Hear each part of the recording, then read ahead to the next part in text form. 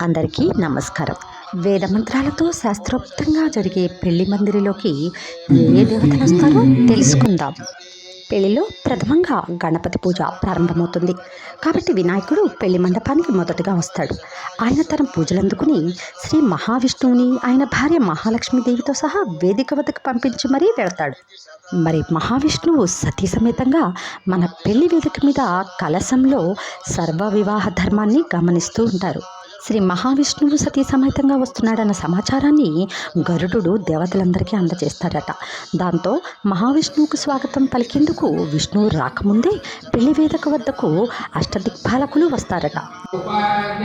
వీరితో పాటు సప్త మహర్షులు అయినటువంటి వశిష్ఠ, అత్రి, భరద్వాజ, విశ్వామిత్ర, గౌతమ, కశ్యప, జమదగ్ని అందరూ ఆ నూతన దంపతులను ఆశీర్వదిస్తారట. శాస్త్రోక్తమైన మంత్రపూర్వక వివాహానికి నిస్వార్థంగా ఇందరు దేవతలు ఋషులు వచ్చి ఆశీర్వదిస్తారంటే వివాహాన్ని మంత్రపూర్వకంగా జరుపుకుంటే ఆ దేవతల సమక్షంలో వివాహం జరిగినట్లే. కాబట్టి ఎన్నెన్నో సుఖాలు, కష్టాలు, ఆనందాలు, అనుభూతులు వీటన్నిటినీ సమానంగా పంచుకుని జీవన గమ్యాన్ని సాగించటమే ఈ కళ్యాణం వెనుక పరమార్థం. నమస్కారం.